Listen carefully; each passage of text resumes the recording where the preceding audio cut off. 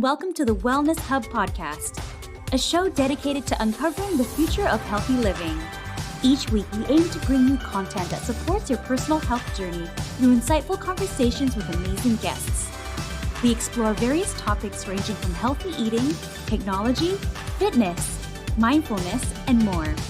Now let's join our host, Drew Munro, co-founder and CEO of UpMeals, a Vancouver-based food tech startup on a mission to make healthy meals accessible through technology.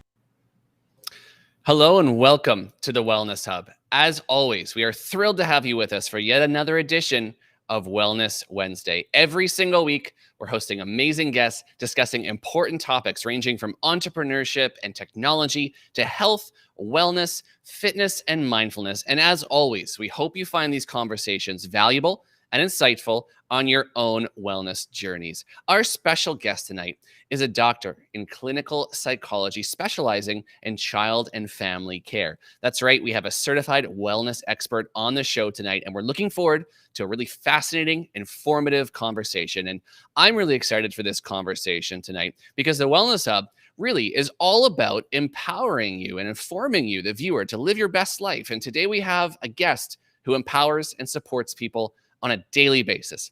As a clinical psychologist, our guest tonight is an expert when it comes to empathy and communication.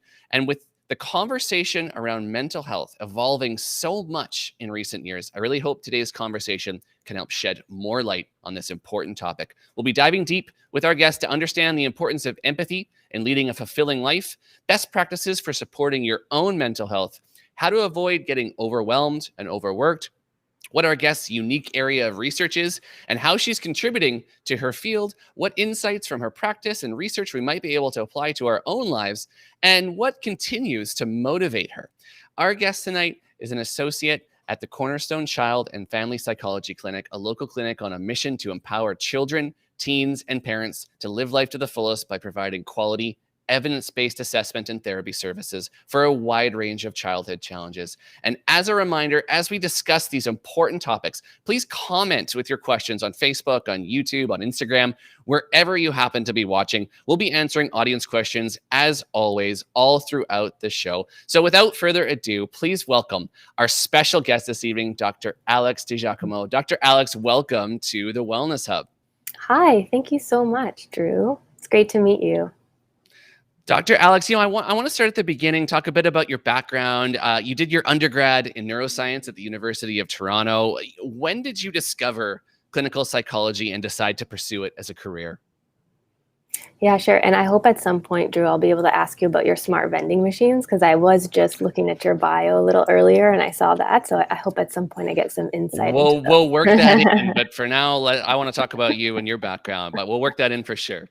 Awesome. Yeah. So I started out at U of T, University of Toronto. So I'm from out east, and it was a bit of a circuitous route actually into clinical psych. So my undergrad was in neuroscience, and I always kind of generally had an interest in research. And so I thought I'd, try out a few labs while I was in undergrad, and most of them actually were not a fit for me. So I just remember being in the stem cell lab, in the science building, and having a hard time with all the mice handling. So that was, definitely not a fit. But eventually I got into the cognitive psychology world. So worked in a visual perception lab for a little bit. And that's where I was in my last year of undergrad. And from there, I found my way to the brain attention reality lab at UBC to do my master's. And so initially I was actually in cognitive psychology. And although it was great in terms of it was very stimulating, very interesting research, I kind of realized that it wasn't a great fit for me just because it's really a long game when you're only in research. It's like you don't get immediate feedback, and you also don't really get to work with people that much. It's kind of although there were great collaborations, it's a little bit of a kind of individual, independent kind of thing. And I knew that I really liked being with people and solving problems in the context of real life. And so I actually switched direction. So after my master's, I reapplied to clinical psychology, and that's how I ended up there. And there have been more twists and turns since then. So I kind of always envisioned it working with adults. And in my first practicum placement, it's the luck of the draw what you get. And so I ended up with a child placement, and my friends at the time were like, this isn't going to go well, because I kind of was known for not really enjoying children. But yeah, I guess the rest is history, because after that I switched to child psychology. So wow. yeah. And so you spent, the long game in research, and devoting so much time. I mean, you've devoted so much time yourself to the pursuit of knowledge, academia. So where does that source of curiosity and motivation come from within you, in your own opinion? It's tough to answer that question when something spans so many years, right? Like, so I, just for some perspective, I was in grad school for almost about 10 years, over 10 years. So I would say like the thing probably that got me in and got me through are different, actually, because it's just, and like, as you obviously know, things aren't always great, like through hard times and challenging times. So I would say the thing that got me in was probably just curiosity. Like, I genuinely care about how things work. I like to solve problems. I wanted a meaningful job. I, wanted to ask questions and answer them. But like, grad school is a slog. It's very hard. And, it's the imposter syndrome was very, very real. You would just wake up every morning with like all these doubts. And so I would say it started with curiosity. What got me through was probably this belief that at some point it would be worth it. And I think it's like fair to say also that you're not even sure, right? So a lot of times I wasn't even sure that it would be worth it, or that I would like it in the end. And now, kind of being in the place in my career where it's actually great, it's amazing, and I love what I do, it's like, okay, now in hindsight you can see it was worth it. So I think, and I'm pretty stubborn. So I think the stubbornness and like, the curiosity and just willingness to sit through it when it was not amazing, I think those things probably helped. And I love that you touched on that, and I feel like you referenced, very briefly, imposter syndrome. I feel like this comes up in almost every episode of the Wellness Hub. We talk to some entrepreneurs and people that are doing things.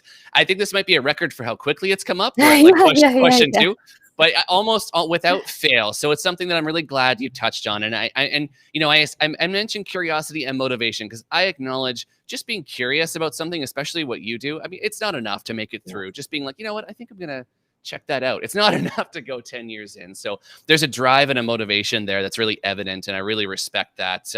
And something that I want to touch on, you mentioned now working with young children. So your practice is focused on young clients, young children, and their families. So you're working with both parents and kids. So how do you balance your approach and approach that situation?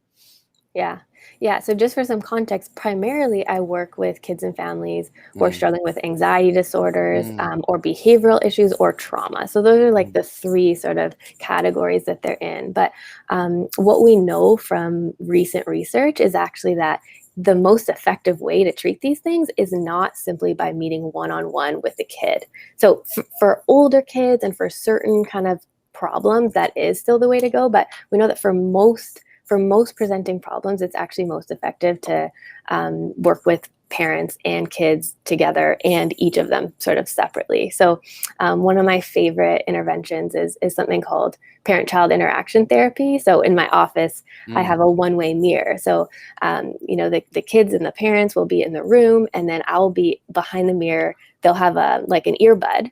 And so I'll actually like coach them on sort of what to say. And like the rationale for that is really that we're not always aware of what we're doing. So in the olden days, what you would do is like you'd send parents home with a list of instructions on, what to do, how to help your kid with anxiety.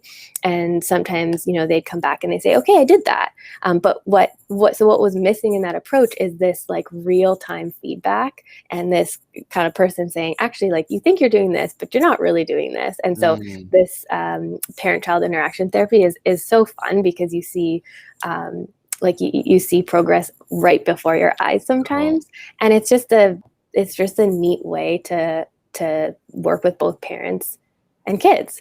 So it feels seamless in most cases. That's fascinating. I've never heard of that approach before, and you always envision, the mirrors that you're describing from like, interrogations of people. I But know. this is such a great and positive way to use that. And I've never heard of that. That's totally brand new for me. And you balance your time between this really interesting private practice work and your research, which I know you're quite passionate about. I'd love for you to share with us what your research is on and why it's such a point of interest for you. Sure, yeah.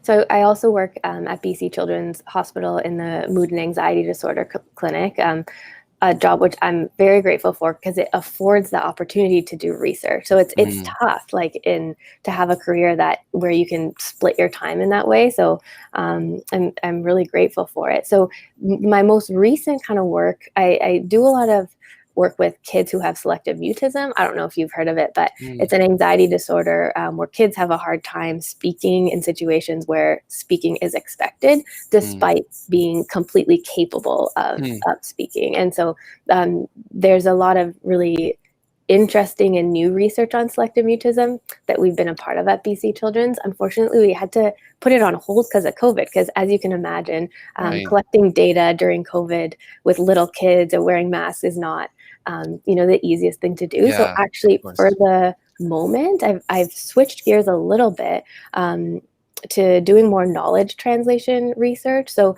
like, as I'm sure you know, we're in a mental health crisis right now. And there are tons of kids and families in BC who would love to access quality mental health care, but they can't. And so the time that I would have devoted to research, I'm devoting to doing knowledge translation webinars so that, folks who can't access care can at least watch some webinars that are full of, evidence-based information that is hopefully going to be helpful throughout this pandemic. And that kind of leads me to something that I'm really curious about yourself. Obviously, with all your really ambitious research and the product and the work that you're doing, I mean, how do you set goals for yourself and what you want to accomplish in your career? Do you have any overarching goals that you want to achieve throughout your career and through your research? Yeah, how do I set goals? That's a good question. I would say that I have an overarching kind of goal and hope that I would contribute to excellence in the field, I think it's easy to get through a career and just do like mediocre work, I think, but I actually care about doing really excellent work. And I think that's really important, especially when you're like dealing with kids and families who really need like the best care that you can kind of offer. So I would say like that's the overarching kind of thing. And I want it to be delivered in a really compassionate way. Like, I think it's sometimes like it's easy to do excellent work, but not really in a compassionate way. Or sometimes, you can be compassionate, but like not great. And so I think I really care about having both of those things like integrated in both the research and the clinical work.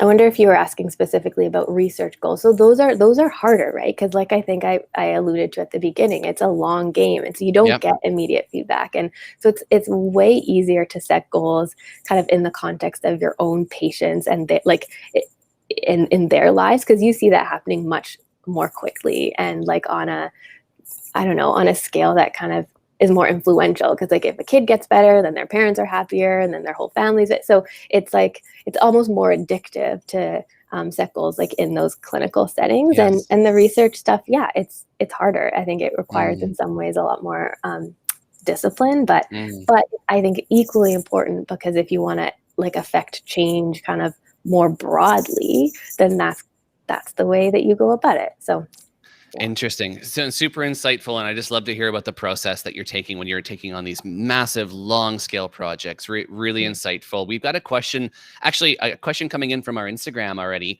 This is a really good one. Do you see any resemblance in children's anxiety issues to adult ones? So I'm a child psychologist, and so I purposely don't work with adults who have anxiety, but of course you would, right? Like anxiety disorders span the lifespan. So you could get them when you're little, they can onset when you're a teenager or when you're an adult or when you're older. And so the hallmark symptoms would absolutely be the same. So don't know what that was. So yeah, the hallmark symptoms would be in the area of thoughts, right? So like worry thoughts are going to be this similar for kids and adults. Like, oh, what are people thinking of me? Or like, what if I can't do this? Or what if they think I'm stupid? And then emotion. So like fear, panic, things like that. Actions, having the urge to avoid things. So that's the thing that maintains anxiety is avoidance of things that are hard, which then actually ends up making them feel even harder because you've avoided them. And then like the physical sensations that accompany anxiety are the same in children and adults. Kids often will report more like stomach aches and kind of somatic concerns. And that's potentially because they don't have the language for, like more sophisticated things. But yeah, by and large, they're similar. And interesting. And, this kind of leads to another question that we got when we posted the teaser to this episode. And, as somebody that's been working with children so closely and observed so many, different types of issues, for any, perhaps new or expecting parents out there, what advice would you give them that when they're about to navigate, this new exciting journey with their children? What advice would you give to the parents out there as someone who's worked so closely with children? Yeah, I think, I think it'd be a hopeful message, actually. So there are tons of parents out. This is a hard time to be a parent. Like, this is a very, very tough time. It's a tough time to be a human. It's a tough time to be a parent. And I think there are a lot of parents out there who are really anxious and scared about parenting, and that their parenting is characterized by like a lack of confidence and just by uncertainty. So I guess like probably the first thing that I would say is what we know from decades of research, decades of psychological research and research on attachment is that one of the best things that a kid can have is a willing, supportive parent. Notice I didn't say perfect parent. So there's like no need. There is no need. It's actually impossible to be a perfect parent. And the good news, and this is not just my opinion, but it's actually borne out in the data, is that it's not required. So what we know is that like moments where parents make mistakes and where there are like ruptures in the relationship, those are actually excellent kind of jumping off points for things like repair and things that actually end up making the relationship stronger and setting kids up for success. So I guess I would say most problems are fixable, and not to underestimate the power of actually just being with a kid and being willing to kind of learn from your mistakes and just be with them. Great insights. And another question that came in, and this is, again, I know I'm painting with broad strokes here. This came in when we teased this, but what, in your opinion, is the most common misconception that new parents might have about parenting, about this journey? Yeah. I think probably most of the parents that come into my office, they're really scared that they've done something like irreversible to mess up their kids for life. Like I think actually, the vast majority of parents really like truly and deeply hold that belief. And there's very little that you can do. And of course there are exceptions to that. But kids truly are really resilient. Repairing after a rupture is more powerful than not having had a rupture at all. And so I think generally parents worry that like the bond or like that parenting is more fragile than I think it actually is. And I want to ask you something, and we talked about the importance of empathy and great communication. One thing we've seen, a lot of empathetic people who are great at showing it to others, they often struggle at showing it to themselves. So what would your advice be maybe to someone who is struggling to kind of turn that empathy inward, perhaps even as a new parent? That is a very hard question. Yeah, that's a tough one. I think you're probably right. That is a struggle for a lot of us. And I think, it's, I will self-disclose that it's a lot easier for me to extend, compassion to others than it is to do it towards myself. I think, and this is probably cliche advice, but practice does actually help with it. So there's this great website. There's this great resource. Dr. Kristen Neff is an expert on self-compassion. I don't know if you've heard of her, but if you just Google No. her, she's like a wealth of information on self-compassion and empathy towards yourself. And what she shows is that it's something that you can actually get better at. And it's like easy to beat yourself up about not being good at it. So yeah, I guess, just knowing that it's a common thing and it's very possible to get better. So Thank you for sharing that. Yeah, these are fantastic questions that came in from our teaser. Our audience really responded well to the idea of connecting with you. So thank you for taking your time to answer those audience questions. And I'm sure we'll have some more throughout the show here. I'd like to take a little bit of a break and do what we call here affectionately the lightning round. Learn a little bit more about you, Dr. Alex. We've got some questions. Okay. They'll start out really simple and they might get just a little bit tougher. Okay, so are you ready? Yes. Okay. Cat person or dog person? Dog. Coffee or tea? Coffee. Yoga or hiking? Hiking. Pizza or pasta? Pizza. Sunrise or sunset? Sunset. Furniture shopping or plant shopping? My husband loves both. I hate both, but maybe you hate furniture and plants? Okay, sorry. We'll just dive into that. It's the shopping. Oh, you hate the shopping. Okay, Yeah. I was like, wait. Okay, UBC or U of T? UBC. Yeah. UBC. Oh, wow. Yeah. Okay, all right. There's some fist bumping going on backstage. All right. Emails or Zoom calls? I like Zoom. Okay. Education or experience? Ooh, controversial. Oh, I know, right? I think I might go with experience. Okay, good answer. Growth or security? Growth. And last but not least, logic or emotion? Logic. Oh, definitive answers. Yeah. Great job, Dr. Alex. Thank you for playing our little game here and getting to know us a little bit better.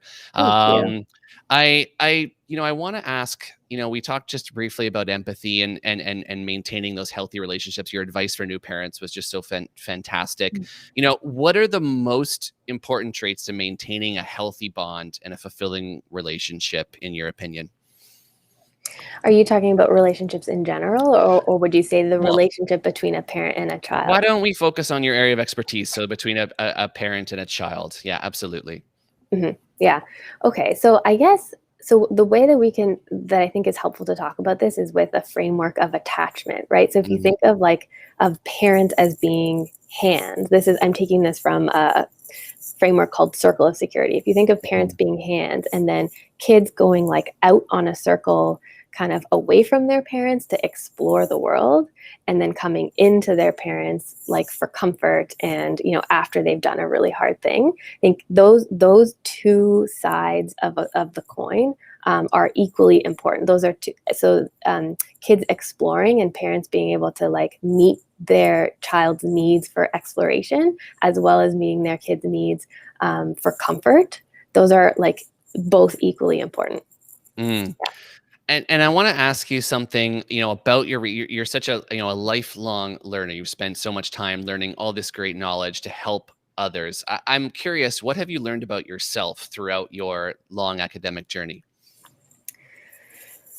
I've learned a lot. I guess, one thing would be, I guess I'm tougher than I maybe gave myself credit for, Nice. At the beginning, because you don't really know what you're signing up for. You don't really know how hard some of it can be, and how that imposter syndrome can be very aggressive and unrelenting.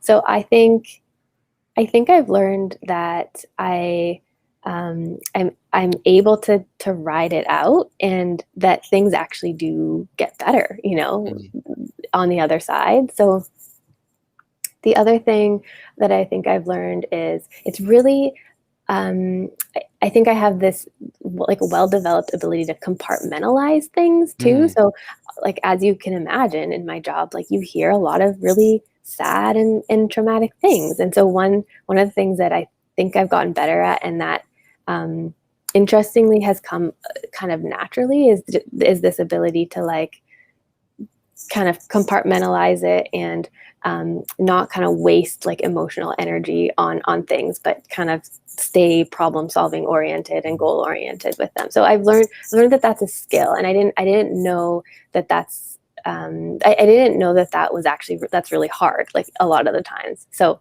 that's actually something I've learned only recently. It's amazing what you learn about yourself when you just, throw yourself into an opportunity, into the great unknown, whether it's academia or business or anything. And I love hearing these stories from people like yourselves who are doing such inspiring work. You referenced a little bit earlier that in your opinion, we're in a mental health crisis, I think was the phrase that you used. And, our guest here on the show last week, very well-known Vancouver chef who is leading sort of a mental health initiative for the hospitality industry, which is an industry that I know very well. I guess my question to you as someone working as a professional in this field, what in your opinion needs to change? What are the first few steps forward that we need to take to start pushing the needle in the right direction? Yes. Yeah, it's interesting you say that, because I think there are so many efforts, and it doesn't seem like a lot of them do move the needle. So I would say first of all, I think there are a lot of misconceptions about like how to actually improve mental health. Like often people think, you go to a therapist and you like just sit there and talk about your feelings all day.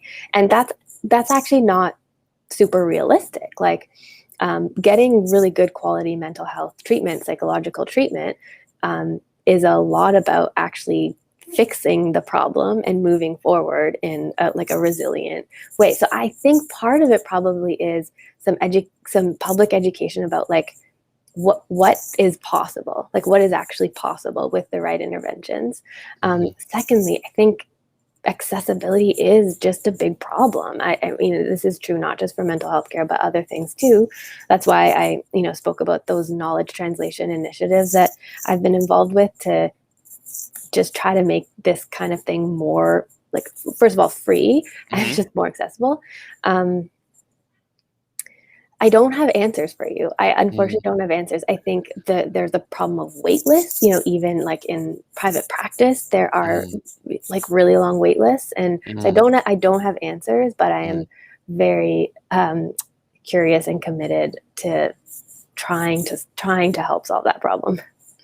Yeah, and certainly I'm not expecting there to be a magic bullet, in this conversation. There isn't, and I think that's the biggest challenge. But it's you hit on some important topics like access to care, wait lists, and things like that seem to come up over and over and over again. And I'm the work that you're doing, at least there's something that's driving that force. And I want to know, you as an inspiring person yourself, who or what inspires you in your work in your daily life? I think I'm really inspired by people who aren't scared to say things that are hard, things that like aren't popular, and people who kind of have clarity about what their values are, and people who've sort of thought through how to move in the direction of those despite potential obstacles. I think I'm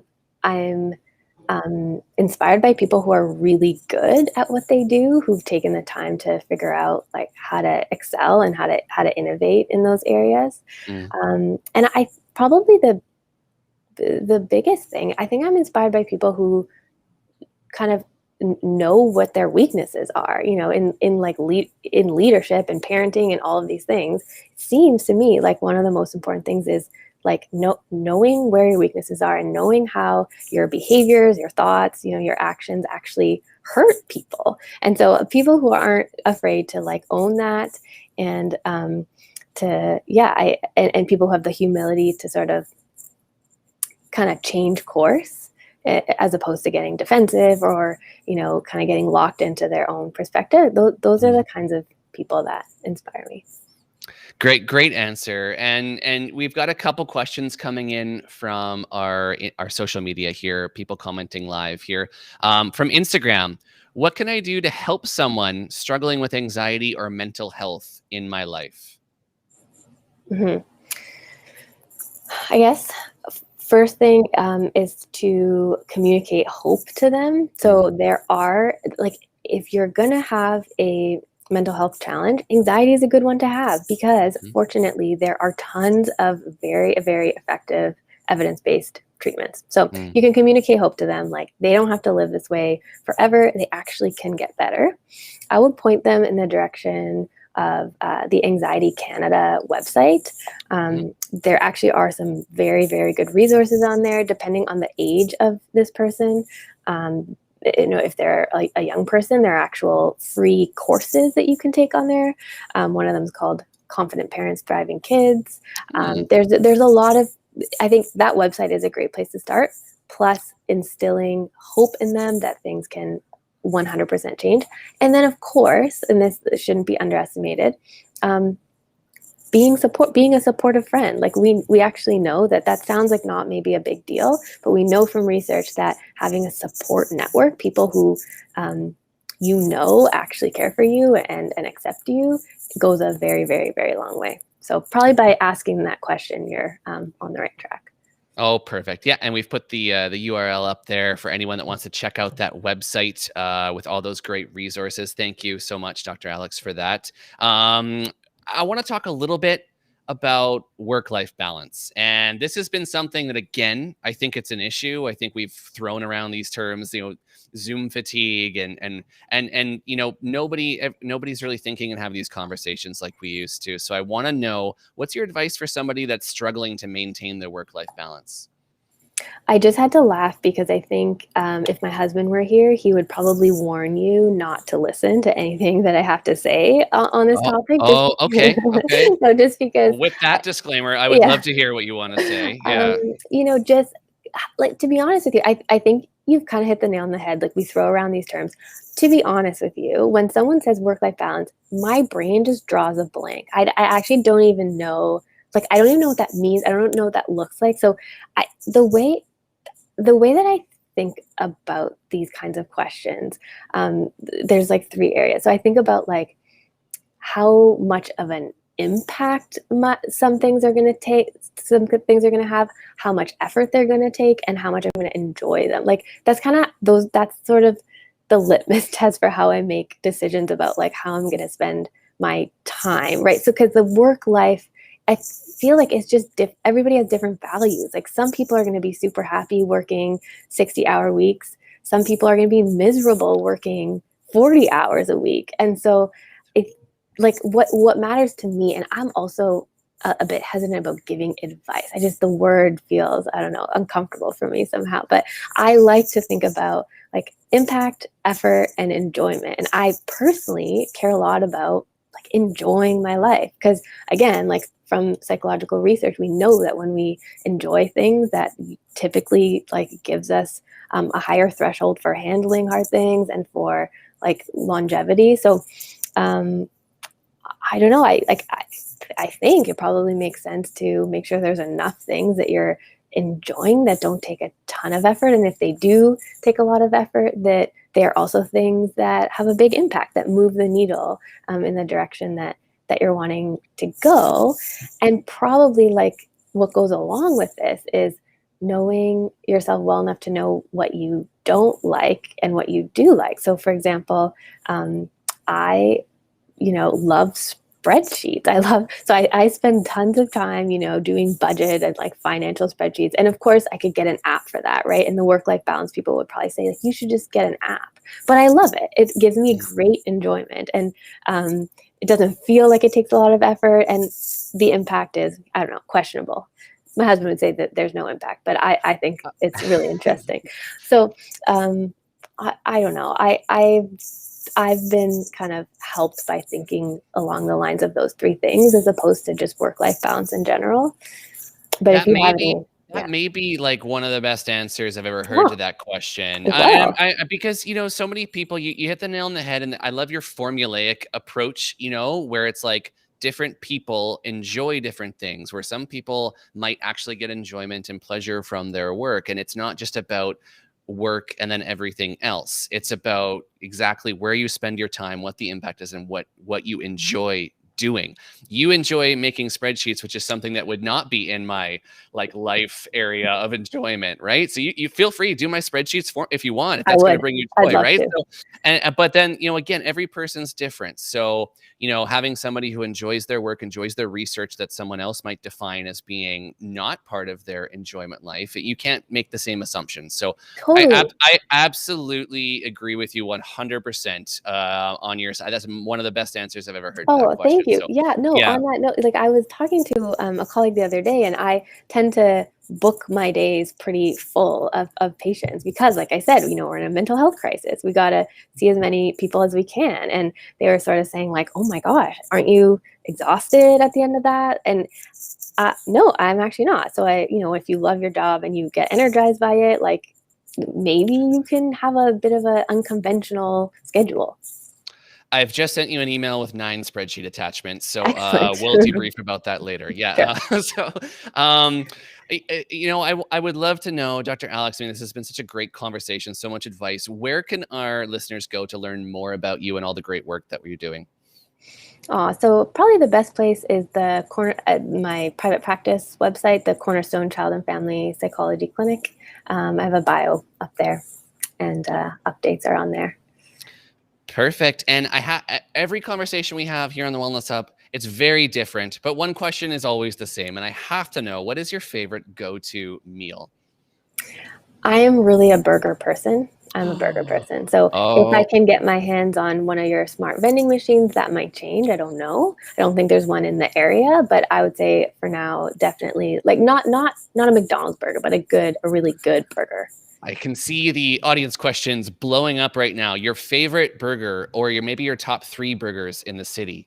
So this is actually a very contentious issue for me. It so is, we're gonna make some people angry right now with whatever you answer. Yeah. This is the thing. So I love Vancouver. I moved here and I'm staying here for a reason. But being from Toronto, okay, I'm appalled at the lack of burger quality in the city. So in Toronto, there's this amazing burger place called Magoo's Burger. And I can't name a place here. I just can't. Interesting. Yeah. Interesting. So you do you not eat burgers as much here because you're kind of romanticizing this amazing place in Toronto? Like you're just nothing will compare to it?